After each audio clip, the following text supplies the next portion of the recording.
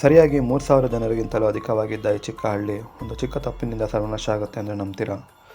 ಈಗ ಸದ್ಯಕ್ಕೆ 5ರಿಂದ 6 ಜನ ಮಾತ್ರ ಬದುಕಿದಾರಂತೆ. ನರಕಕ್ಕೆ ಈ ಊರಿಂದನೇ ದಾರಿ ಅನ್ನೋ ಥರ ಈ ಊರಿನ ಕೆಳಭಾಗದಲ್ಲಿ ಬೆಂಕಿಯ ಜ್ವಾಲಾಮುಖಿನೇ ಉರಿತಾ ಇದೆ. ಇದು ಇನ್ನೂ ಮುಂದಿನ 300 ವರ್ಷದವರೆಗೂ ಉರಿಯುತ್ತೆ ಅಂತ ಹೇಳ್ತಿದ್ದಾರೆ. ಈ ಹಳ್ಳಿ ಎಲ್ಲಿದೆ? ಈ ಬೆಂಕಿ ಹೇಗೆ ಸೃಷ್ಟಿಯಾಯಿತು? ಬನ್ನಿ ನೋಡೋಣ. ನಾನು ನಿಮ್ಮ ಬೆಂಕಿಯ ಜ್ವಾಲೆಯಲ್ಲಿ ಸರ್ವನಾಶವಾದ ಹಳ್ಳಿ. ಅಮೆರಿಕದ ಪೆನಿನ್ಸುಲಾನಲ್ಲಿರೋ ಒಂದು ಚಿಕ್ಕ ಹಳ್ಳಿನೇ ಬುಲ್ಸೈಡ್. 1800ರಲ್ಲಿ ಒಂದು ಚಿಕ್ಕ ಗುಡ್ಸಲ್ನಿಂದ ಆರಂಭವಾಗಿ ಬುಲ್ಸೈಡ್ ಅಂತ ಕರೆಸ್ಕೊಂಡು ನಂತರ 1900ರಲ್ಲಿ ಸೆಂಟ್ರಿಲಿಯಾ ಆಗಿ ಹೆಸರು ತಗೊಳ್ಳುತ್ತೆ. ಇಲ್ಲಿನ ಜನರು ಈ ಊರಿನ ಕೆಳಭಾಗದಲ್ಲಿ ಆಂಥ್ರಸೈಟ್ ಕಲ್ಲಿದ್ದಲನ್ನು ಕಂಡುಹಿಡಿತಾರೆ. ಬೇರೆ ಕಲ್ಲಿದ್ದಲಿಗಿಂತ ಈ ಕಲ್ಲಿದ್ದಲು ತುಂಬಾ ಹೈ ಟೆಂಪ್ರೇಚರ್ನಲ್ಲಿ ಸ್ಲೋ ಬರ್ನ್ ಆಗುತ್ತೆ ಮತ್ತು ಇದನ್ನು ಆರಿಸೋದು ತುಂಬಾ ಕಷ್ಟ. ಈ ಕಲ್ಲಿದ್ದಲುಗಳನ್ನು ಮೈನಿಂಗ್ ಮಾಡೋಕ್ಕೆ ಅಂತಲೇ ಈ ಊರಿನ ಜನರು ಸುತ್ತಮುತ್ತ ಸುರಂಗ ಮಾರ್ಗಗಳನ್ನು ತೋಡ್ತಾರೆ. ಇದನ್ನೆಲ್ಲ ನೋಡ್ತಿದ್ದ ಒಂದು ಪ್ರೈವೇಟ್ ಕಂಪನಿ ಈ ಊರನ್ನ ಲೀಸ್ಗೆ ತಗೊಂಡು ಸಿಕ್ಕ ಜಾಗದಲ್ಲೆಲ್ಲ ಸುರಂಗ ಮಾರ್ಗಗಳನ್ನು ತೋಡಿ ಅಗಿಯೋದಕ್ಕೆ ಸ್ಟಾರ್ಟ್ ಮಾಡ್ತಾರೆ. ಇದು ಸಾಲದು ಅಂತ ಇಲ್ಲಿ ಕೆಲಸ ಮಾಡೋಕ್ಕೆ ಅಂತಲೇ ಐರ್ಲೆಂಡ್ನಿಂದ ತುಂಬ ಜನರನ್ನ ಕರೆಸ್ತಾರೆ. ಹೀಗೆ ಕೆಲಸಕ್ಕೆ ಅಂತ ಬಂದ ತುಂಬ ಜನರು ಇಲ್ಲಿ ಒಂದು ಮಿನಿ ಟೌನ್ನ ಡೆವಲಪ್ಮೆಂಟ್ ಮಾಡೋದಕ್ಕೆ ಸಹಾಯ ಆಗ್ತಾರೆ. ಈ ಹಳ್ಳಿ ಹೇಗೆ ಡೆವಲಪ್ಮೆಂಟ್ ಆಗುತ್ತೆ ಅಂದರೆ 2 ದೊಡ್ಡ ಸ್ಕೂಲ್ಗಳು, ಒಂದು ಚರ್ಚು, 10 ಸಲೂನ್ಗಳು, 2 ಹಾಸ್ಪಿಟಲ್ಗಳು, ಹೀಗೆ ಬುಲ್ಸೈಡ್ ಅನ್ನೋ ಚಿಕ್ಕ ಹಳ್ಳಿ ಸೆಂಟ್ರಿಲಿಯಾ ಅನ್ನೋ ಮಿನಿ ಟೌನ್ ಆಗಿ ಕನ್ವರ್ಟ್ ಆಗುತ್ತೆ. ಕಲ್ಲಿದ್ದಲ ಗಣಿಗಾರಿಕೆಗೆ ಸಹಾಯ ಆಗಲಿ ಅಂತ 2 ರೈಲ್ವೆ ಮಾರ್ಗಗಳನ್ನು ಕೂಡ ಸುರಂಗದಲ್ಲಿ ಸೃಷ್ಟಿ ಮಾಡಿ ಸುತ್ತಮುತ್ತ ಇರೋ ಎಲ್ಲ ಟೌನ್ಗಳಿಗೆ ಇಲ್ಲಿಂದಲೇ ಕಲ್ಲಿದ್ದಲನ್ನು ಎಕ್ಸ್ಪೋರ್ಟ್ ಮಾಡೋದಕ್ಕೆ ಸ್ಟಾರ್ಟ್ ಮಾಡ್ತಾರೆ. ಇದೇ ಟೈಮ್ ಫ್ರೇಮ್ನಲ್ಲಿ ವರ್ಲ್ಡ್ ವಾರ್ ಕೂಡ ಸ್ಟಾರ್ಟ್ ಆಗಿರುತ್ತೆ.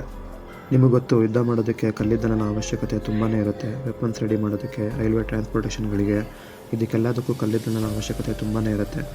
ಈ ಪಾಯಿಂಟಿಂದನೇ ಈ ಊರು ತುಂಬಾ ಫೇಮಸ್ ಆಗುತ್ತೆ. ಈ ಟೌನ್ನ ಪೀಕ್ ಪಾಯಿಂಟ್ ಅಂದರೆ ವರ್ಲ್ಡ್ ವಾರ್ ಅಂತ ಕೂಡ ಹೇಳ್ಬೋದು.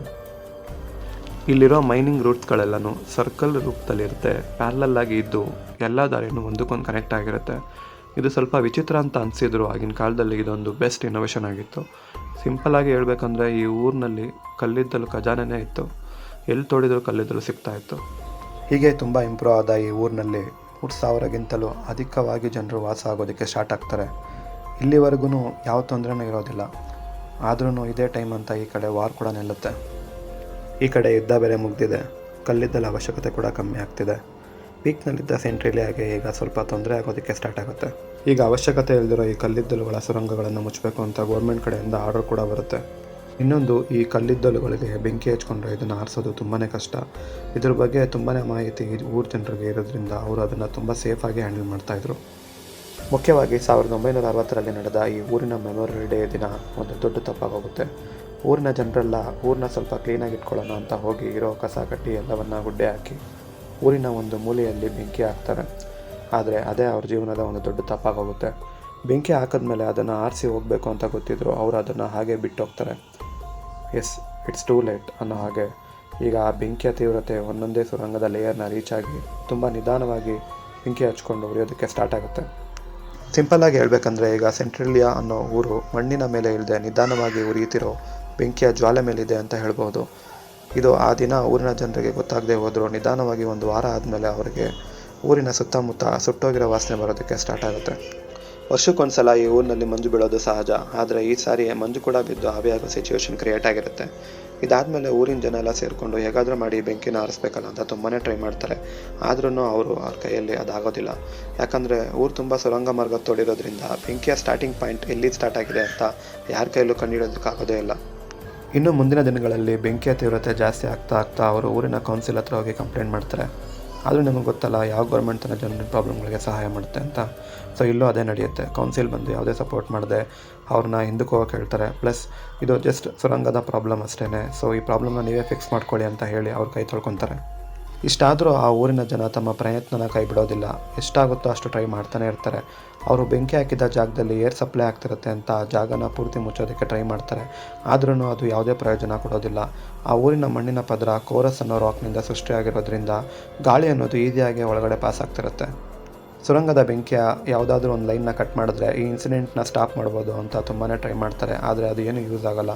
ಕೊನೆಗೆ ನೀರು ಹಾಕಿ ಇದನ್ನು ಆರಿಸೋಣ ಅಂತ ಟ್ರೈ ಮಾಡ್ತಾರೆ. ಆದರೂ ಎಷ್ಟು ನೀರು ಅಂತ ಹಾಕ್ತಾರೆ ಹೇಳಿ? ಕೊನೆಗೂ ಆ ಐಡಿಯಾ ಕೂಡ ವರ್ಕೌಟ್ ಆಗೋಲ್ಲ. ಬೆಂಕಿ ಅಂತೂ ಸದ್ಯಕ್ಕೆ ಆರೋಗೋ ಯಾವುದೇ ಚಾನ್ಸ್ ಇಲ್ಲ ಅಂತ ಊರಿನ ಜನರು ಹಾಗೆ ಜೀವನ ಸಾಗಿಸ್ತಿರ್ತಾರೆ. 1980ರಲ್ಲಿ ಟಾಡ್ ಅನ್ನೋ ಒಬ್ಬ ಹುಡುಗ ಅವನ ಮನೆ ಹತ್ರ ಆಟ ಆಡ್ತಿರ್ಬೇಕಾದ್ರೆ ಸಡನ್ನಾಗಿ ಅವನ ಹಿಂದೆ ಒಂದು ದೊಡ್ಡ ಗುಂಡಿ ಸೃಷ್ಟಿಯಾಗಿ ಅವನು ಅದರಲ್ಲಿ ಬೀಳೋ ಪರಿಸ್ಥಿತಿ ಬರುತ್ತೆ. ಆದರೂ ಅವನ ಅಣ್ಣ ಹೇಗೋ ಅವನ್ನ ಕಾಪಾಡ್ತಾನೆ. ಹೀಗೆ ಊರಿನ ಹಲವು ಭಾಗಗಳಲ್ಲಿ ಗುಂಡಿಗಳು ಸೃಷ್ಟಿಯಾಗಿ ಜನರಿಗೆ ತುಂಬಾ ತೊಂದರೆ ಆಗ್ತಿರುತ್ತೆ. ಬೆಂಕಿಯಿಂದ ಮಣ್ಣಿನ ಪದರ ಎಲ್ಲ ಸುಟ್ಟೋಗಿ ಏನು ಸಪೋರ್ಟ್ ಇಲ್ಲದೆ ಈಗ ಎಲ್ಲ ಕಡೆ ಸಿಂಕ್‌ಹೋಲ್ಸ್‌ಗಳು ಫಾರ್ಮ್ ಆಗ್ತಿರುತ್ತೆ.